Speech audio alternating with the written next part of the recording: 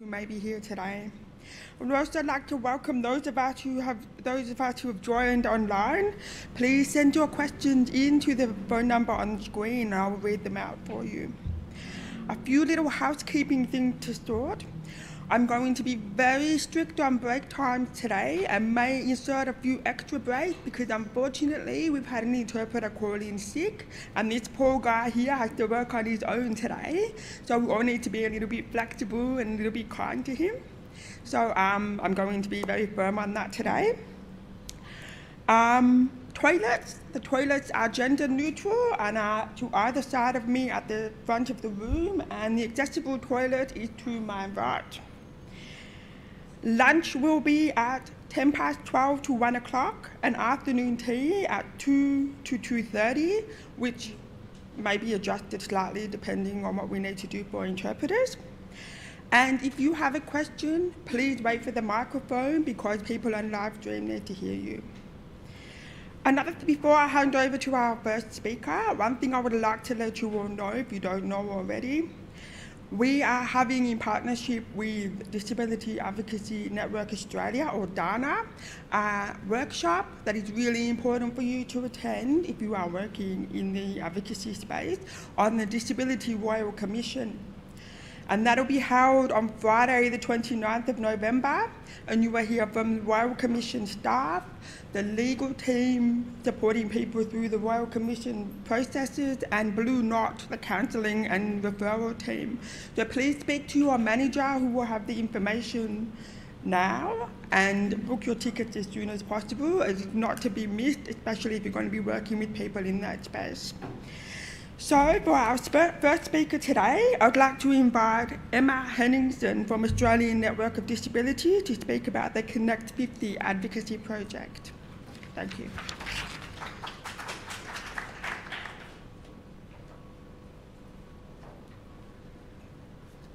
Good morning, I'm Emma Henningsen and I'm from the Australian Network on Disability.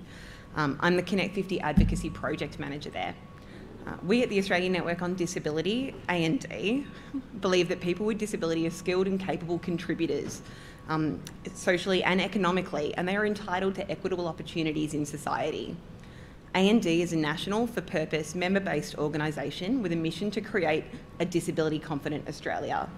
To that end, we work with Australian employers to ensure that they're equipped with the knowledge and resources that they need to be able to welcome people with disability and to be inclusive across all aspects of their business. We assist organisations to develop practical strategies that build their disability confidence. Through the delivery of unique tools, services, programs and publications, we build the capacity of organisations to welcome people with disability as employees, customers and stakeholders. We connect organisations to share best practice and to learn from one another, as well as connecting employers with skilled and talented people with disability. We also enable organisations to check where they're at, to identify their strengths and areas for opportunity using tools such as our Access and Inclusion Index. We have two programs that we use to connect employers with students and job seekers with disability, the PACE Mentoring Program and Stepping Into Internships. A&D has been running Stepping Into since 2005 and has placed over 1,000 university students with disability into internship opportunities across Australia. A&D programs are designed to be mutually beneficial. Students with disability have the opportunity to gain paid work experience, and the supervisors and teams working directly with those interns are supported to learn how to best support people with disability by implementing workplace adjustments. The value of these types of programs is reflected in the statistics about grad employment outcomes for students with disability who undertake internships. A 2018 survey of Stepping Into interns found that 4 months after graduating, 80% of those interns were employed, compared to 58% who didn't undertake any internship at all. It's worth noting the broader influence that participating in internship programs can have on an organisation. So this includes the impact can be seen in changes in staff attitudes, in policies and practices, in increased staff confidence about supporting or managing a team member with disability, and in improving a staff member's ability to ask and an organisation's capacity to provide workplace adjustments. Based on the success of Stepping Into, the Victorian State Government selected A&D to deliver the Connect50 Advocacy project, with the aim to empower disability advocacy organisations to cultivate inclusive workplaces, to further realise the benefits of a workforce that includes people with disability, and to broaden the talent pool for future recruitment. The Connect50 Advocacy project is part of the Victorian Government's Disability Advocacy Futures Plan 2018 to 2020 and is designed to support disability advocacy organisations to employ people with disability. There is no cost for a student or an organisation to participate in the project. Connect50 Advocacy internships run for 152 hours, which works out to be about 4 weeks full-time, and are designed to be structured around the winter and summer semester breaks. The project is open to university students in their penultimate or final year of university or studying a certificate for at TAFE and who identify as having a disability.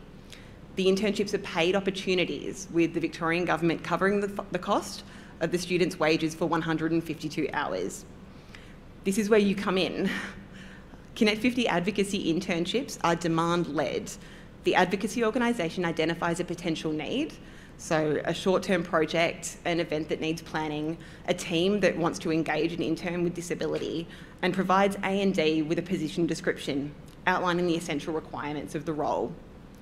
We share this position description with students via our social media and the education providers that we've built relationships with through our previous programs. Students then apply directly to A&D for the program.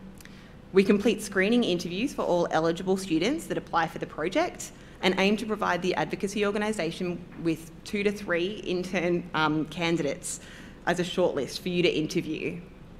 Connect50 advocacy internships are highly supported and include pre-internship disability confidence and awareness training for the supervisor and the manager, along with a Connect50 manager's guide. There are also regular check-ins throughout the internship for both the student and their supervisor, and at the end there's an evaluation report provided.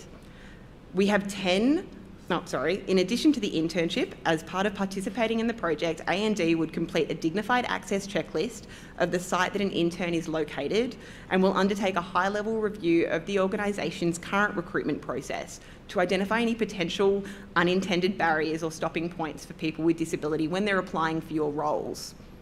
We have 10 fully funded internship opportunities available and have already received some interest and commitments for the project. We're currently seeking expressions of interest for the winter 2020 and summer 2020 to 2021 periods. If your organisation has the capacity to support a student intern and a project or a role that might benefit from an additional set of hands, I'd encourage you to reach out as soon as possible. I've placed some brochures on tables. I also have cards. I'm going to be here for a little while longer if you'd like to speak with me through one of the breaks.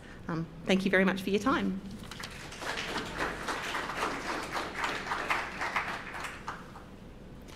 Thank you very much, Emma. So I hope you guys think about taking on an intern. You never know, they'll be the advocate of the future.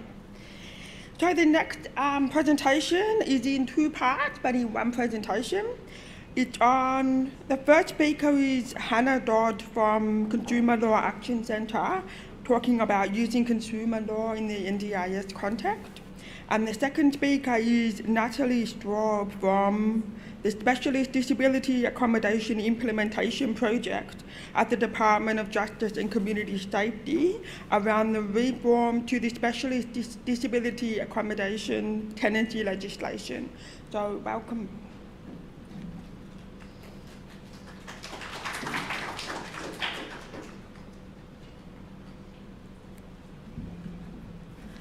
Okay. Oh, good. Hi, everyone. How are you going? My name's Hannah. I'm a lawyer at Consumer Action Law Centre. And today I'm just spending a short amount of time going through with you some ways that hopefully you can use the consumer law or even just be aware that the consumer law is available to assist clients that you may be helping as an NDIS participant. I'll start by saying that this is standard disclaimer for a legal service. It's not legal advice, it's information only, but we do have a worker advice line that I'll be providing the contact details for you at the end. I'll leave our little pamphlet out at the door. that we really hope that you do want to contact if you have any issues that you see about what we might be speaking with today. So for my part of the presentation, what I'm hoping to go through is just flagging how the consumer law is linking with the NDIS now. Then going through a few of the key issues that we've seen come up from people who are working with NDIS participants. Mainly for you to see it as a flag that if you see these things happening, you think, oh, maybe CALT can help with that. Maybe I'll give them a call, because there might be more options, I guess, in your toolkit of ways that you can help your clients. And then I can go through briefly a few ways that you can help us to assist your clients, and also ways that you yourself, if you have capacity, can help your clients with consumer law issues. I will say generally that we won't be discussing today anything about the NDIS system broadly, or any eligibility for the NDIS. Our service is by no means experts in the NDIS, that's you guys. We are specialists in consumer law, and we applied for this grant because we identified when the NDIS started that meant consumer law now applied, and we wanted to be across what issues were likely going to come up for participants who are now dealing with a new service that's covered by the consumer law. Equally, we won't be discussing anything about reviewing plans under the NDIS or appealing decisions made by the NDIA. So things like that aren't covered by consumer law. There's a whole other set of legislation, which I'm sure you're much more across than me. So that's something that is separate to the stuff we're speaking about today. Can I just get an idea if anyone has heard of Consumer Action Law Centre before? Yes? Great, that's good start. Has anyone called our worker advice line?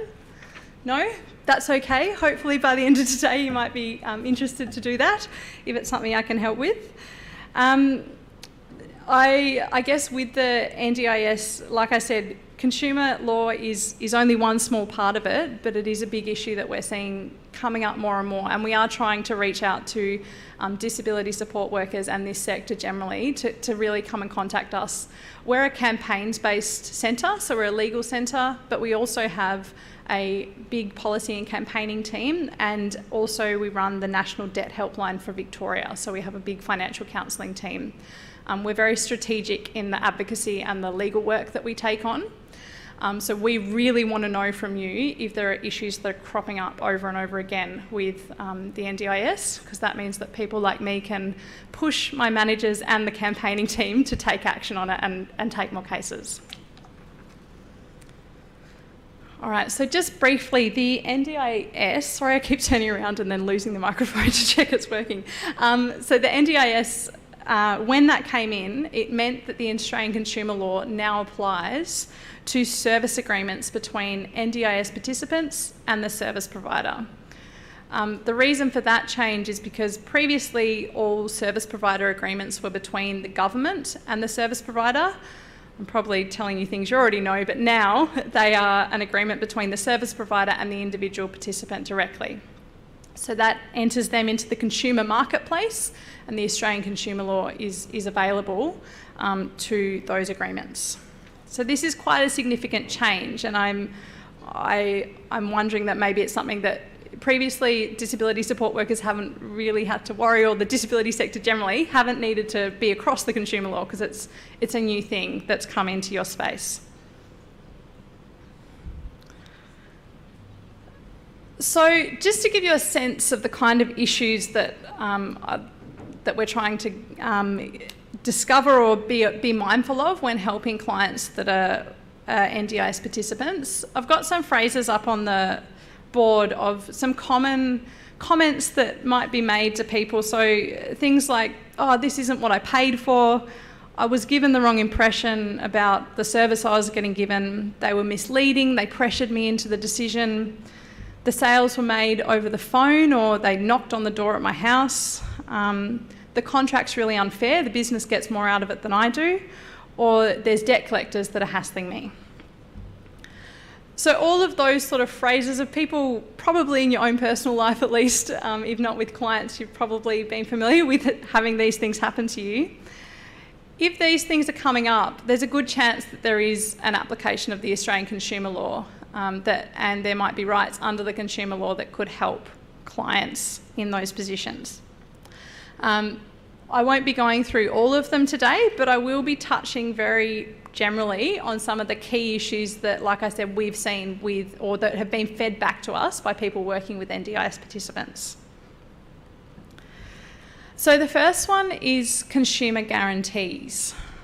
So the Australian consumer law has guarantees written into the law that when businesses sell goods or provide a service, they must guarantee that those goods or those services come with certain guarantees. So they don't have to be written into the contract, they're in the law already, and they're separate from any warranty or guarantee that's already written into the contract. Suppliers cannot contract out of these guarantees, so they can't say, don't worry, they don't apply to us. They can offer you more, but they can't take this as the base level. So in relation to goods, the 3 guarantees I've put up on the slide there. So the first is that the goods will be guaranteed to be of acceptable quality. Next is that the goods will be fit for the purpose that they are being supplied for. So that could be something that you've specifically asked for. For example, if you go to buy a car, you say, I want an automatic car, I can't drive manual, and they go, don't worry, we've got just the car for you, and it comes out of the lot and it's a manual car. It's a car that works, but it's not fit for the purpose that you needed it for.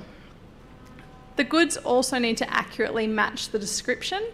Particularly, this is relevant when you haven't had an opportunity to view the goods before purchasing them. And I'm not sure if this is something that happens when people receive products from NDIS providers. I'm getting a few nods that you maybe call up and order it and it comes in and you haven't actually viewed it first. So one example of this happening, I guess, is if someone's needing a new wheelchair and they receive the wheelchair, but it's pretty evident as soon as they get it that it's too large, can't even reach the arms over the wrists, and moving around in the wheelchair causes pain. So, and when you contact the company, they say, this is nothing to do with us, we can't fix it. Has anyone had an experience like that? Yep, okay. So I'd say in this circumstance, like the example I've got there is with Sally. Sally would probably have rights to say to that service provider, regardless of anything with their NDIS package, you sold me a wheelchair that is not fit for the purpose that I need it for, and you knew what I needed it for. And so you need to either resolve this issue by making adjustments to the wheelchair at your own cost, or if that can't be done and it's a significant problem that can't be remedied, they need to either give you a refund or replace it.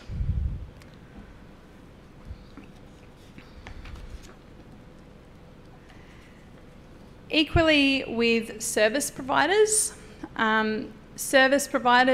have an obligation to ensure that when they provide a service, it's done with due care and skill. They also need to ensure again that the service is fit for purpose, and if there's been no time frame allocated for when they're going to deliver that service, that it's provided within a reasonable time frame. I will say the third one is most often used against tradies who you're trying to get work done at your house. That's the most common complaint we get about the reasonable time frame. No disrespect to tradies, but that's the one there. In relation to NDIS participants, the example that we've got there, just to give you an idea, is Mark, who needs an OT. He's got a funding package that says that they will deliver 3 hours a week. He verbally agrees with the OT that that will be 1 hour 3 times a week. A few weeks later, the OT changes the decision and says, don't worry, I'm just going to come 3 hours once a week. Now, even though strictly the OT is not breaching the contract, because the contract maybe isn't written very well, or the NDIS package, he is breaching the consumer guarantee to ensure that the service provided is fit for the purpose that Mark made known to him. So there may be rights there to be able to negotiate and push back with the OT to ensure that the service is delivered in a way that's fit for Mark's purpose. Has anyone got any examples of service providers or having issues like this? Have you seen problems with, there's a few nods, yeah? Did you want to share with us, or? Yeah? I have a particular case where a client with multiple sclerosis has been provided with some modifications to the home, and Office of Housing are funding that, and there's long delays. Okay, great. Well, that's a very good example of reasonable timeframes, and seems to be linked to tradies, as I alluded to earlier. So yeah, so that, I guess, the guarantees are often a good way of when the contract doesn't help you, or when there's nothing written down, you can't refer them to anything, you say, this is your baseline, you have to do this for me. So if you do see issues like this, please do contact us. The next issue that comes up that we have been hearing about from NDIS is misleading and deceptive conduct. This is one of the key issues why consumers generally contact our service when a business has engaged in conduct that is misleading or deceptive, or likely to mislead or deceive. We have heard of service providers that are using logos or colouring that is very similar to the NDIS logo or colouring, which is potentially creating a false impression for consumers about what that service is, or what it, the sort of integrity of the service or what it's providing.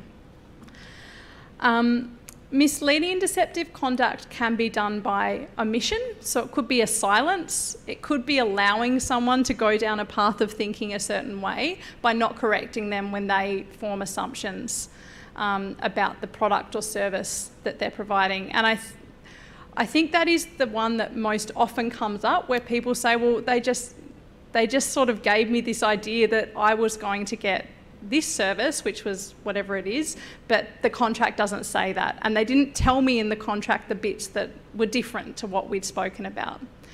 I'll say generally that misleading and deceptive conduct, because it is often done verbally, can be a bit difficult to litigate on and to go to court with. But at a level where you're trying to negotiate with a service provider, it can be quite powerful to put in writing that what your clients told you about the circumstances of the conduct. The allegation is quite significant.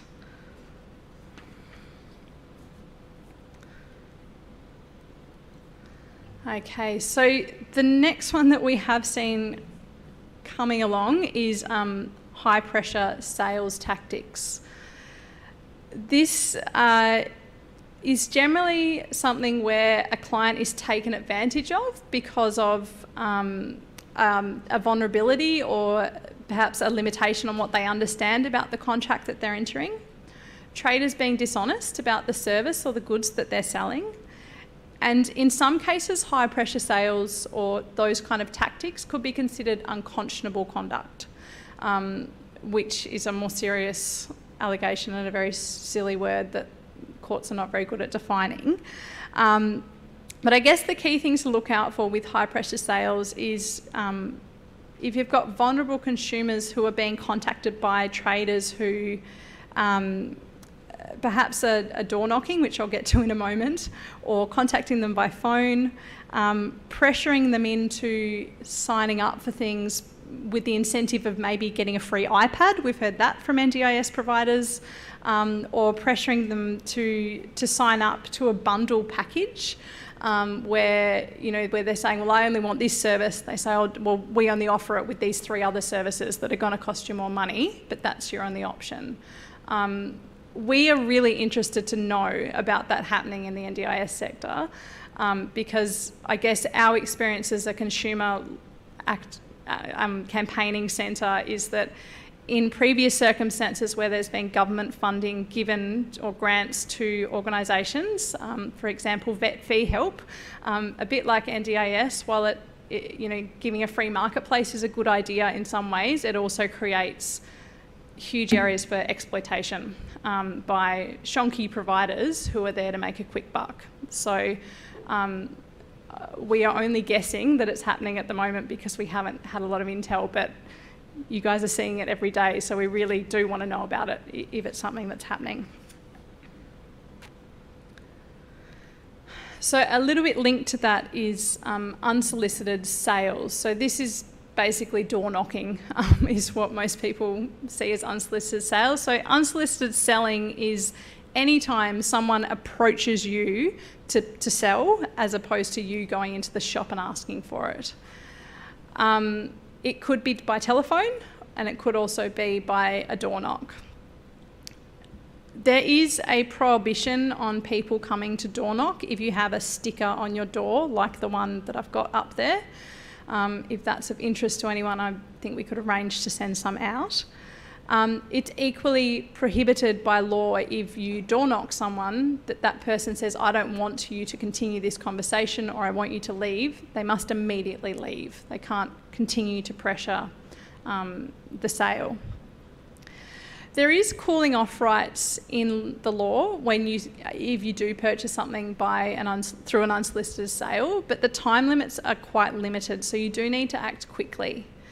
If you do have a client who you see is sold something as a door knocking outcome or by phone, please do call us. We have template letters that we can help you to send out to sort of just stop the process, or at least activate their cooling off rights. We have seen this a lot with companies who sell health products, or very extravagant, extremely expensive beds or expensive chairs that they promise will assist people who, don't sleep well at night, or have, particular back issues, or various different things that just simply aren't true most of the time. And I guess the key issue with these is that because someone is invited into your home, they sit down at your couch and they wear you down for an hour, and people very easily get drawn into purchasing goods that they don't need. Do you have a question? Oh, sorry, I'll just grab the microphone for you, sorry. Can that also apply to over-the-phone sales as well? Yeah, yep. So unsolicited selling is included as both telephone and door knocking. One thing I will note with this is that the unsolicited sale laws will only be in effect in the first point of contact. So if they call you and say, hey, I've got this product, how about you think about it, I'll call you back tomorrow, and the sale's made in the second phone call, then it may not necessarily be, these rights may no longer apply. It's likely the consumer guarantees will still help you there, because it's probably a good chance that the goods aren't fit for the purpose that you've made known. Yeah.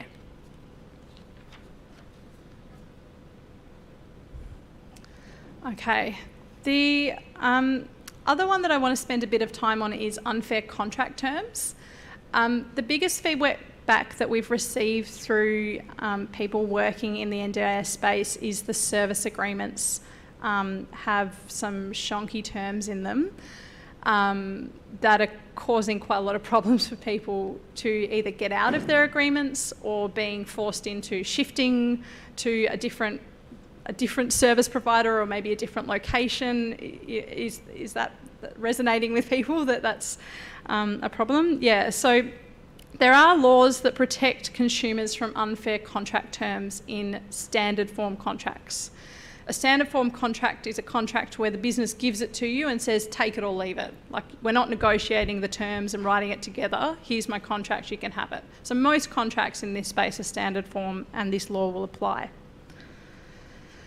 Some examples of an unfair term, or some sort of light bulbs that might be going off as warning signs, is if there's big penalties for cancelling the contract. For example, it might say something like, if you cancel, you've got to pay it all out regardless of whatever, if you've only been here for a month. Also, opportunities for the service provider to make changes to the contract that the consumer doesn't have. So they might be allowed to change the location that the service is delivered, change who's delivering the service if that's particularly relevant, use different subcontractors, which will have a significant change in how the service is delivered.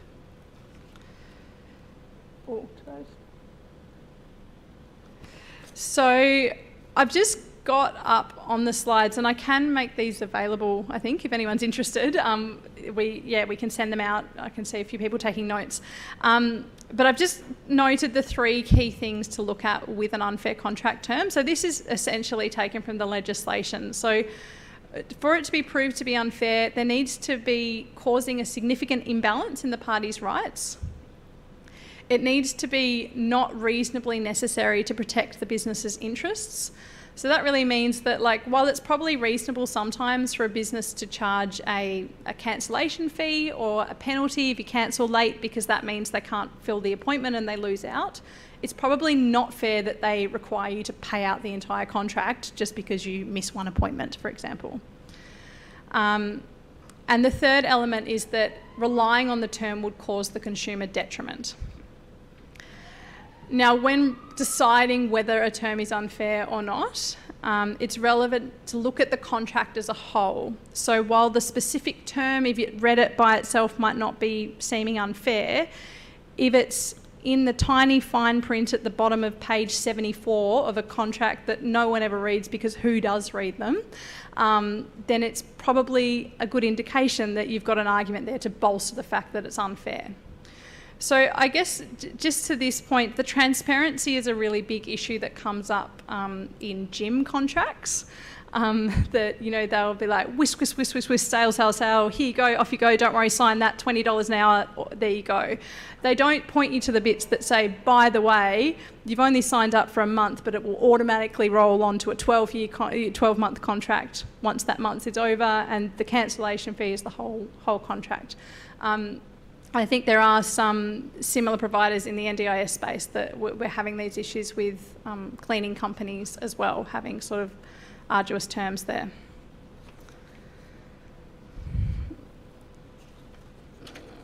So if you do come across an unfair term in a contract, generally the legal remedy, so the outcome at law, if you can prove the term is unfair, is that the term will be stricken from the contract. It will just not apply. So the court will sort of put a line through it. If you do see them, you can try and negotiate with the provider, and you could, you know, maybe suggest to them that you think it is an unfair term for the reasons we've set out in that slide. But like I said, if that doesn't work, ultimately the next step is to go to a court or a tribunal. In most cases for this sort of work, it will be through VCAT, which I think is a bit of a barrier for most people to go to. So that's not always a very practical solution, but it is the way that it's working at the moment. If you do see terms like this, like I've said in the past, please call us.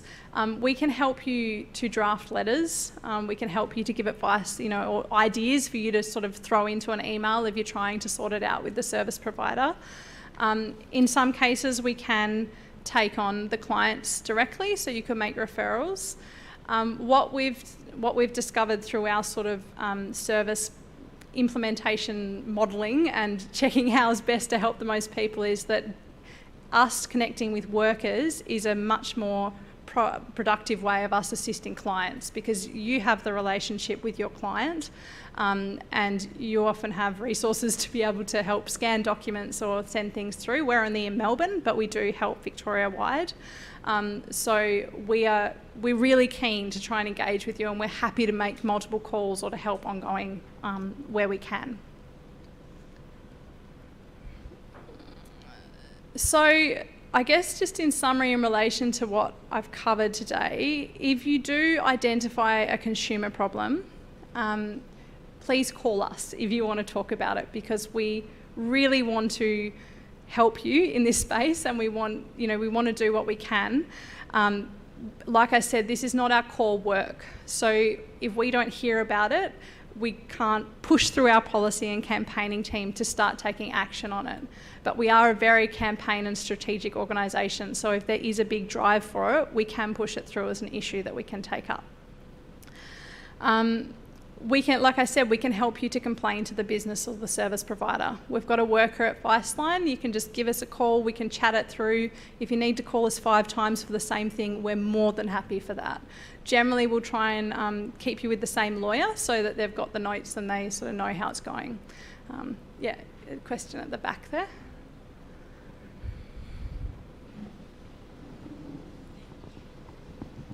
Hi, just had a question around who owns an NDIS plan. So if you're with a provider and you want to change to another provider, and you have a record of your NDIS plan, I'm just wondering who actually owns that. Is that a document that the individual owns, or does that belong to the service provider?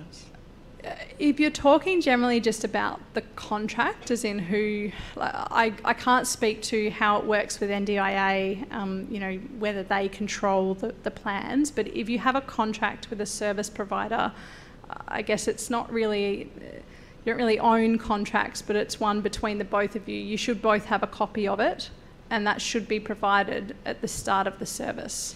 They're not providing it. They're not providing them at all. Yeah, and that's because they go away after you produce an NDIS or you discuss an NDIS plan, and they put numbers in and all sorts of things. Yeah. To come up with what your budget would be. Yeah. Because I self-manage. Yeah. But they won't give me access to all that detail.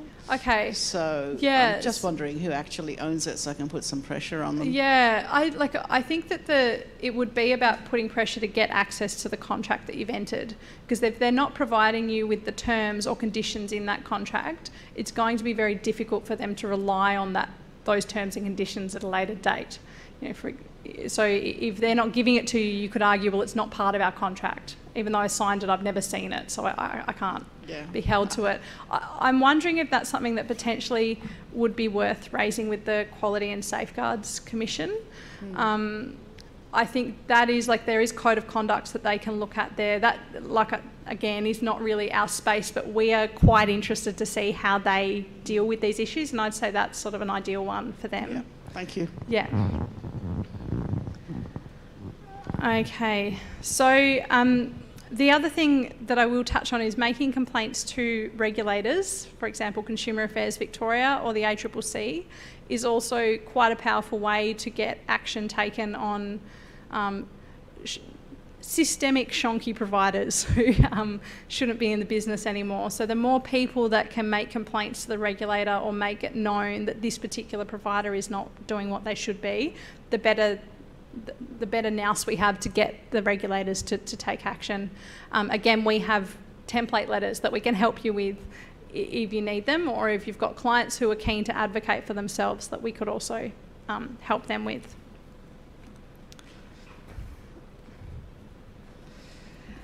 And in terms of the steps that you can take with your clients or directly yourself, I guess identifying the issues that your client has is the best place to start in terms of what's gone wrong, what's the most important thing for them, because sometimes what's important for them or what they really want out of it is not what the law is going to give them. So there's no point going to VCAT or writing a big legal letter if it's not going to help the outcome that they actually want. If you do want to contact us about an issue like this, the best way we can help you is if we get evidence and documents first. So we've got an email address as well that you can send it through, and then we can set up a time to call you. So contracts, pretty much we're always going to ask for that, particularly if it's about an unfair term. Any emails or text message communications, your own file notes if you've been there from the beginning, like negotiating the contract, and also receipts and bills and things like that can be really useful for us to see.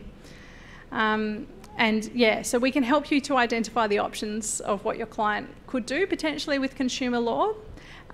We can help you write the letters if you need a helping hand. Sometimes just because it's not your core work, you're like, can someone look at it? I don't know if it's right. And we want to do that for you. That's exactly what we want to be helping, because we want to help you do what you can.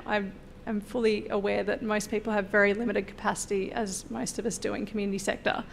And we can also talk to your client together with you if you think that that's valuable. So we can set up appointments to have the three of us speaking together. So I've just got a slide up there about our contact details. So we've got a worker advice line. Like I said, it's open Monday to Friday, 10 till 5, but closed for an hour at lunchtime. We've got a worker portal or a sort of resources toolkit, and I will leave this form at the front door. It's just a issue spotting sheet, basically, about money troubles that might come up with NDIS or people who are helping people with a disability. It's got our contact details on the bottom for the advice line and the email address if you want to contact us.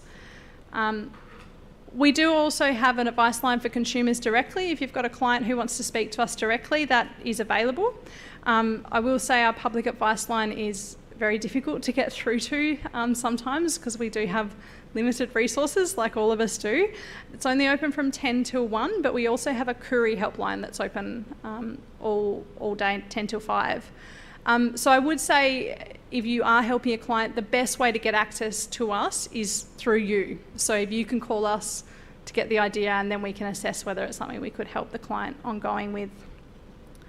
So I think that's all I have time for today. If there's any questions. A very simple question. What's the cost of your service? Oh, we're a free service. That's a great question. Oh, sorry, I was going to Yeah, say, what's the cost of your Yeah, service? sorry, we're a free legal service, and we've also got free financial counselling as well. Yeah, fantastic. So I'll pass over to Natalie then.